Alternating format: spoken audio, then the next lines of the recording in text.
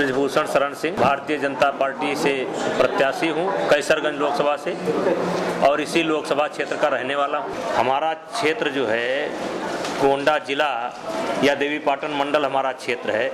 आज के 10 साल पहले या 15 साल पहले क्या स्थिति थी उससे आप परिचित हैं, और आज क्या स्थिति है इससे भी आप परिचित हैं।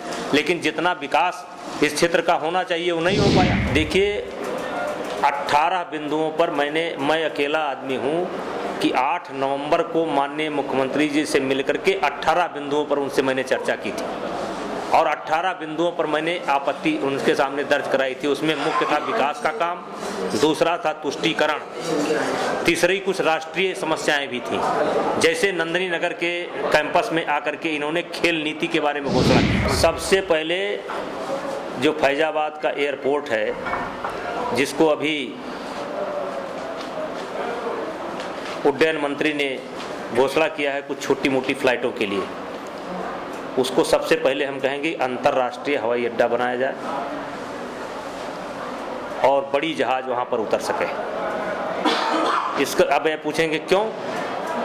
तो अगर ये हवाई अड्डा निर्मित होता है तो हम यहाँ से सब्जी भेज सकते हैं, हम सब्जी आसानी से पैदा कर सकते हैं, हम फल बेच देते हैं। आज हमारा केला जो है जाकर के वहाँ बिकता है, हमारा आम जो है जाकर के वहाँ बिकता है, हम आम भी पैदा करते हैं, हम सब्जी भी पैदा करते हैं। तो रोजगार की दृष्टि से मेरा पहला काम होगा, अगर मेरी सरकार बनती है तो माननीय मोदी जी से कहूँगा कि इसको अयोध्या को जो है टूरिज्म के हिसाब से भी और क्षेत्र के हिसाब से भी जो है इसको अंतर्राष्ट्रीय हवाई अड्डा घोषित किया जाए। लेकिन अपने स्तर पर जहाँ तक सवाल है रोजगार का, तो कई हजार लोग हैं जिनको मैंने स्वयं रोजगार दिए। कैसरगंज लोकसभा में इंजीनियरिंग कॉलेज तक का जो है हमने जो है व्यवस्था कर दी, और लगभग सारे वो कोर्स जिनके लिए हमें महाराष्ट्र जाना पड़ता था, साउथ जाना पड़ता था, वो लोगों हमने कर दिया। अब सबसे बड़ी जरूरत है यहाँ स्वास्थ्य के बारे में काम करने की।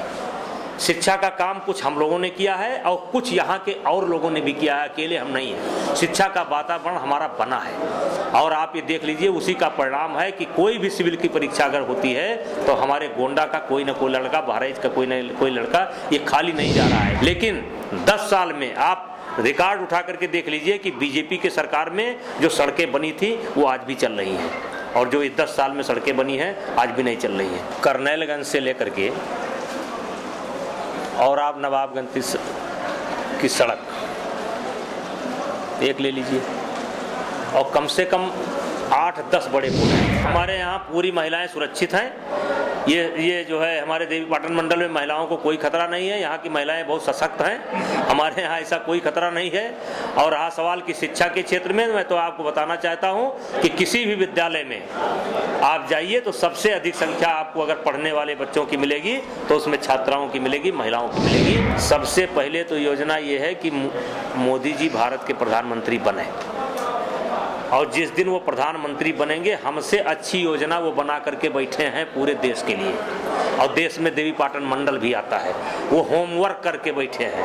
उसके बाद हमें कहने की जरूरत नहीं पड़ेगी, जहाँ कहने की जरूरत पड़ेगी तहाँ कहा जाएगा। वो पूरे देश का होमवर्क करके बैठे हैं। देवीपाटन मंडल ही नहीं, आसपास के कम से कम 20 जिलों के लोग हमारी एक एक बात से वाकिफ़ हैं, हमारी दिनचर्या से वाकिफ़ हैं, हमारे काम से वाकिफ़ हैं, हमारी अच्छाई से वाकिफ़ हैं, हमारी बुराई से वाकिफ़ हैं, हमारे बचपन से वाकिफ़ हैं। तो उसमें आपको क्या विशेषता मैं बताऊँ?